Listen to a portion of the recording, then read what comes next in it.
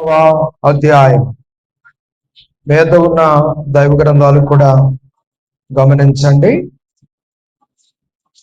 యెషయా గ్రంథము 53వ అధ్యాయము 6వ వచనంలో ఉన్నటువంటి అద్భుతమైన దేవుని వాక్య భాగాన్ని సమయంలో మనం చదువుకుందాం. అందరము కూడా మనందరము గొర్రెల వలె త్రోవ తప్పిపోతే మనలో ప్రతివాడును ప్రతివాడును తనకిష్టమైన త్రోవకు తొలిగెను.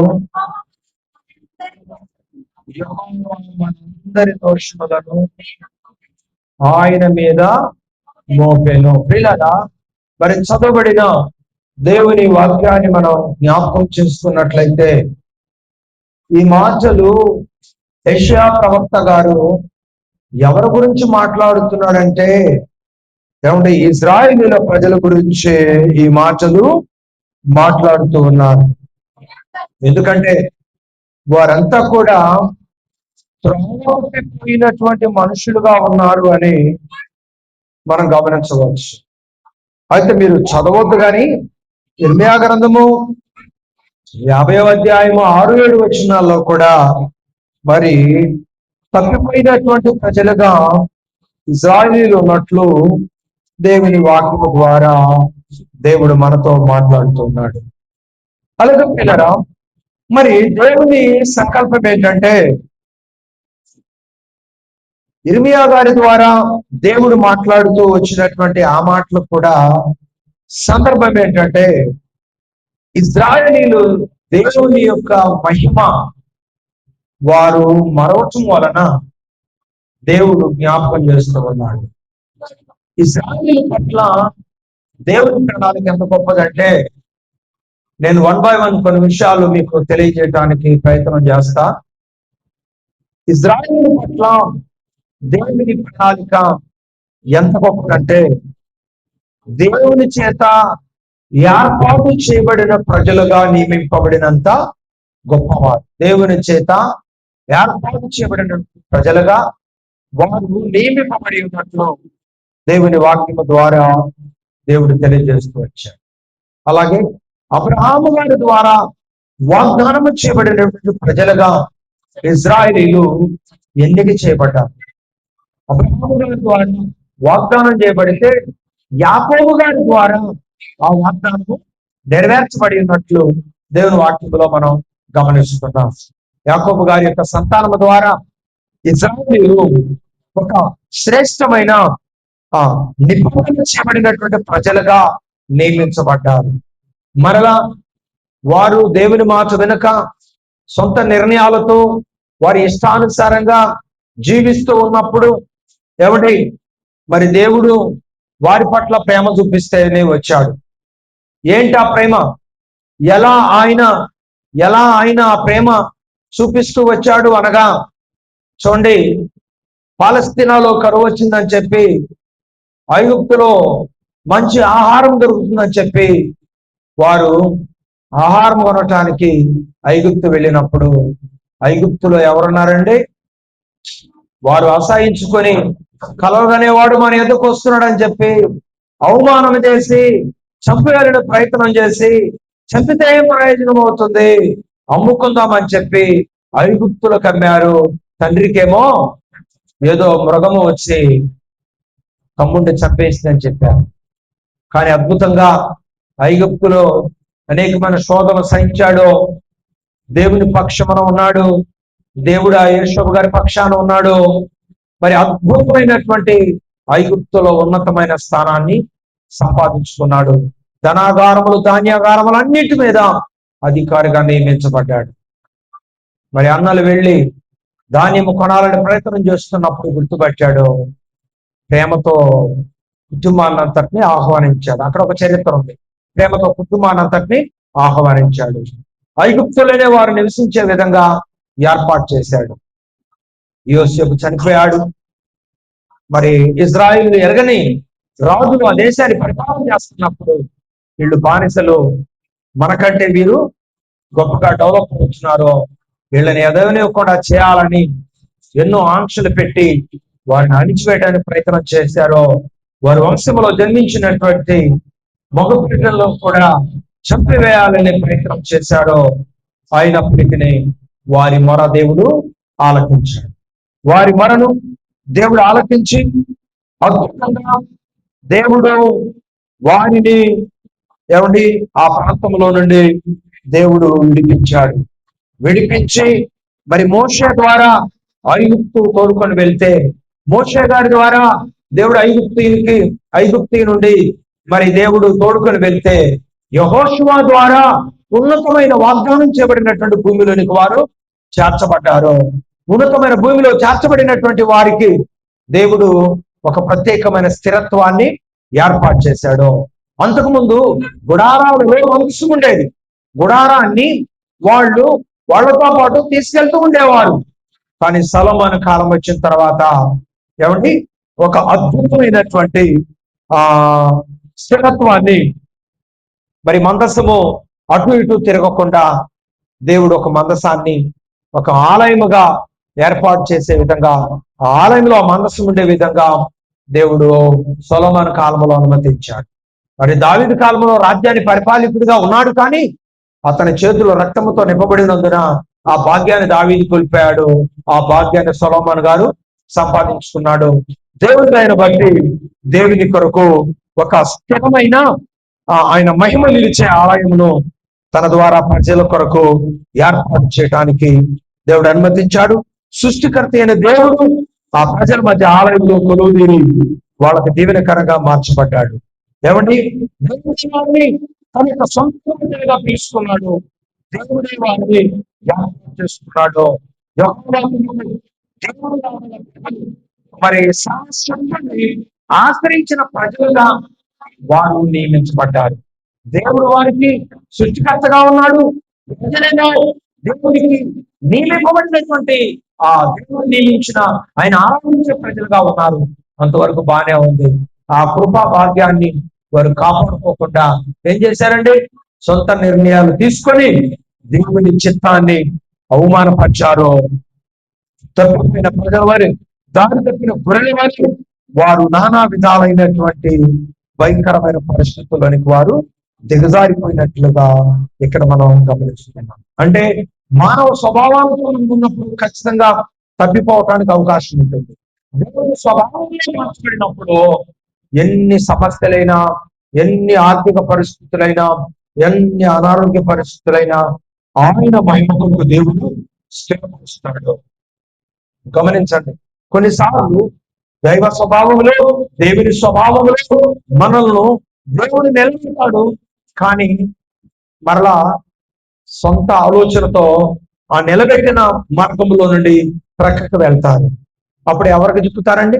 అపవాదికి, బలహీనతలకు, శోధనకు చిక్కుతారు అనే వాస్తవాన్ని ఇక్కడ గమనించాలి. మరి అవ్వ ఆదాము దేవుని మహిమలో ఉన్నంత కాలం వారికి ఇబ్బంది లేదు. ఆ మహిమను పక్కన పెట్టేసి ఏమండి అపవాది పౌరూపంగా వచ్చి వారికి తెలియజేసిన విషయాల పట్ల వారు ఆసక్తి కలిగి ఉన్నారు. కాబట్టి వారు ఏ స్వభావంలోనికి మార్చబడ్డారు? దైవ స్వభావంలో ఉన్న మనుషులు ఏ స్వభావంలోకి మార్చబడ్డారంటే ఏమండి మరి మానవ స్వభావంలోనికి మార్చబడ్డారు. వెంటనే మానవ స్వభావం ఎలాంటిది? అపనమ్మకంతో కూడినది, స్థిరము లేనిది. మానవ స్వభావం బలహీనమైనది. చెప్పండి, మానవ స్వభావం బలహీనమైనది, కానీ దైవ స్వభావం బలమైనది. మరి వీరిని ఆయన స్వభావంలో మార్చుకొని ఆయన మహిమ కొరకు నిలబెట్టుకుంటే వారు ఏం చేశాడు? మానవ స్వభావంలో మార్చబడి ఎవడి అపవాదికి చోటిచ్చి పతన వ్యవస్థకు దారి తీశారు. వారి వంశావళి అంతా కూడా పోరాటముతో గదిలితో సాధించడానికి అవకాశం ఏర్పడింది అని ప్రభు నేను తెలియజేస్తున్నా. మత్తయి సువార్త ఆది కాండము 8వ అధ్యాయం 21వ వచనంలోకి మనం వెళ్ళినట్లయితే అక్కడ ప్రభు కొన్ని మాటలు తెలియజేస్తున్నాడు. ఆది కాండము 8వ అధ్యాయం 21వ వచనంలో దేవుడు ఇలాగ తెలియజేస్తూ ఉన్నాడు.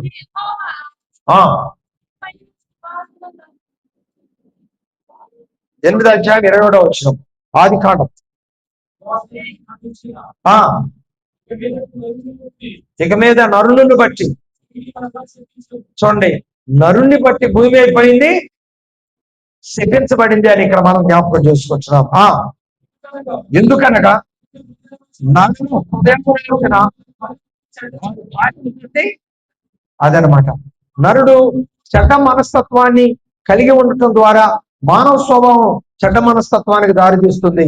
దేవుని స్వభావం దైవ స్వభావంలో ఆ మహిమను పొందుకునే దానికి అవకాశము ఏర్పరుస్తుంది. ఇజ్రాయేలుతో దేవుడు ఇంత ప్రణాళిక కలిగి ఉన్నప్పటికీ కూడా వాళ్ళు ఏ స్వభావాన్ని కలిగి ఉన్నారు? మానవ స్వభావాన్ని కలిగి ఉన్నారు. దేవుడు ఎన్నో ఏర్పాట్లు వారి కొరకు చేశాడు. ఎందరినో దేవుడు వాటిని సంరక్షించడానికి, ఆశీర్వదించడానికి దేవుడు నియమించుకున్నాడు. కానీ ఆ నిబంధన వారు తోసివేశారు. దాని వలన ఫలితం ఏమైంది? గొర్రెల వలె త్రోవ తెప్పిపోయే పరిస్థితికి వారు నియమించబడ్డారు.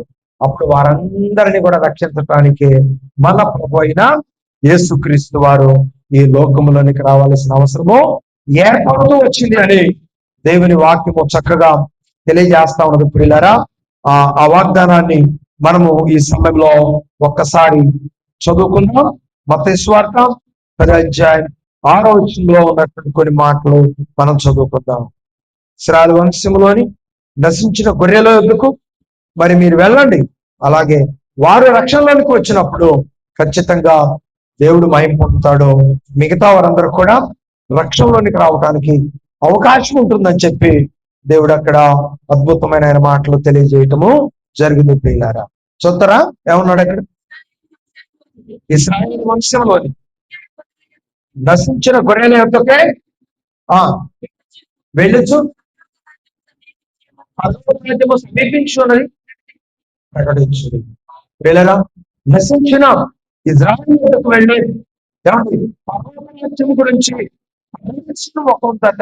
సర్వలోకములను మానవాళ్ళందరూ కూడా నరకం తప్పించుకొని పరలోకానికి వెళ్ళాలని ప్రభు యేసుక్రీస్తు వారు సర్వమానవాళ్ళను ప్రేమించి అందరి కొరకు ప్రాణం పెట్టి సమాధిని తిరిగి జయించి గొప్ప దేవుడు మన ప్రభు అయిన యేసుక్రీస్తు వారు. ఏమండి, సమాధి వద్దకు వెళ్ళి ఆ మహిమ కలిగిన దేవుని మరి ప్రత్యక్షతను చూడాలని ఆశతో పరిగెత్తింది ఎవరండి? స్త్రీలే. స్త్రీలకు ఉన్నటువంటి ఆ బాధ్యత, స్త్రీలకు ఉన్నటువంటి ఆ ధన్యత, దేవునికి సమీపస్తులుగా ఉండే ఆ యోగ్యమైన జీవితాన్ని మరి స్త్రీ సమాజం కాపాడుకొని కుటుంబాలను కాపాడి వ్యవస్థను కాపాడి పరలోకానికి వారసులుగా నిలవాలని దేవుని పేరట నేను తెలియజేస్తున్నాను. దేవుని సంకల్పంలో ఉన్న మనందరము కూడా ఆయన ప్రణాళికలలో నిత్యము నిలిచి ఉండి ఆయనను వెంబడించే వారిగా నిలబడాలని దేవుని వాక్యం తెలియజేస్తాం. అలా ఉండాలని ప్రభు యేసుక్రీస్తు వారు తనను తాను తగ్గించుకొని ఈ భూమిలోకి వచ్చి ఎవరో చేయని గొప్ప త్యాగం చేసిన దేవుడు మన ప్రభు అయిన యేసుక్రీస్తు. కనుక ప్రభు యేసుక్రీస్తునందు విశ్వాసం ఉంచుతాం, అప్పుడు నీవును నీ ఇంటి వారు రక్షించబడతారని దేవుడు ఇచ్చిన వాగ్దానం. అలనాడు ఇశ్రాయేలీయులు ఆ మహిమను పోగొట్టుకున్నారు. ఇప్పుడిప్పుడే కొందరు ఆ మహిమను సంపాదించుకొని దేవుని కొరకు నమ్మకంగా నిలబడుతూ వస్తున్నారు. అలాగే మనము ఆ మహిమను కాపాడుకోవాలని భూలోకములను సర్వమానవాడిని ఆ దేవుని మహిమను కాపాడుకోవాలని ప్రభు ఎంతో ఆశపడుతూ ఆయన ఈ లోకంలోనికి వచ్చాడు. ఆయన మన కొరకు చేయాల్సిన త్యాగము కార్యము చేశాడు. ఎవడు ఆయన మరలా త్వరలో రాబోతున్నాడో, ఆయన వచ్చే వరకు ఎవరైతే నమ్మకస్తుగా నిలిచి ఉంటారో వారు దేవునితో ఉంటారు. ఆయన త్వరలో రాబోతున్నాడు. మారుమనసు పొందిన వాడు సువార్త వినని వాడు సువార్త వినాలి, మారు మనసు పొందాలి, దేవుని బిడ్డలుగా మారాలి, ప్రభు సిద్ధపరిచిన రాజ్యానికి వారసులు కావాలి. అప్పుడు దేవుని సాక్షులుగా, క్రియల రూపంగా, పర్సనల్ గా, కుటుంబాల పరంగా, సమాజ పరంగా, సంఘపరంగా ఆయన మహిమను ప్రజలకు కనపరిచే విధంగా మారిన క్రైస్తవ సమాజం ఆయన మహిమ కొరకు నిలబడుతూ ముందుకు వేయాలని ప్రభు తెలియజేస్తున్నాడు. అటు విధానంలో అర్హులైన మిమ్మల్ని అందరిలో బట్టి దేవుడు దీవించిన దాకా అటు విధానానికి అర్హులు కాని వారు ఏమంటే నశించే ఆ పరిస్థితిలో ఉండకుండా రక్షించబడి దేవుని ప్రణాళికలు నిలుచుండి దేవుని కాపుదలకు అప్పగించబడాలని, దేవుని రాజ్యానికి వారసులు కావాలని దేవుని పేరటాన్ని కోరుతూ ఉన్నాడు. ఈ మాటలు విన్నటువంటి మీ జీవితాలలో కూడా అద్భుతమైన ఈ ప్రణాళికలను గొప్పగా దేవుని గురించి నడిపించడానికి ఆయన కృప సహాయం చేసి ముందుకు నడిపించి మహిమ పొందును గాక. ఆమె దేవుడి మాటలు దీవించును గాక. మరి ఈ సమయంలో ప్రార్థన చేసుకుందాం. అందరు కూడా ప్రార్థనలోకి దించు. ప్రేమ కలిగిన తండ్రి వందనాలు. ఎప్పటి వరకు ప్రకటించిన నీ మాటలు బిడ్డల హృదయాలలో బలపరచు. నీ మహిమ కొరకు నిలిచి అడుగులు ముందుకు వేసే భాగ్యం దాచి. అలనాడు ఇజ్రాయేలుకి దక్కింది ఆ భాగ్యం.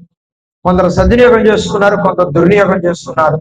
కానీ మీరు చేసిన త్యాగం, మీ రక్షణ సంకల్పం దేవా ఈరోజు మా ఎదుకు వచ్చింది. మాకంటే ముందు మా పితరుల ఎదుకు వచ్చింది. ఒక దేశానికి ఒక ఒక ప్రాంతానికి కాకుండా ఆ విలువైనటువంటి రక్షణ సంకల్పం అనుభవించాలని మీరు కోరుతూ ఉన్నారు. అట్టి భాగ్యాన్ని ఇవ్వాలని మీరు ఇష్టపడుతూ ఉన్నారు. ఆ భాగ్యానికి అర్హులైన వారందరూ నీ నామ మహిమార్థమై స్థిరపరిచి నడిపించండి. ఆ భాగ్యానికి ఎవరైతే అర్హులు కావచ్చు వాటిని మార్చి నీ మహిమ వెలిగిస్తూ రావాల్సిందిగా కోరుతున్నాను. మరి మాకు నడిపించిన క్రమాన్ని బట్టి వందనాలు, వచ్చిన బిడ్డలను బట్టి వందనాలు. జరగవలసిన క్రమం చిత్తానుసారంగా జరిగించి మహిమ పొందుతున్నారు. యేసయ్య పరిశుద్ధ నామంలో మిక్కిలి వెలిమతో అడిగి వేడుకుంటున్నాను తండ్రి. Amen, amen, amen. Praise the Lord. Hallelujah.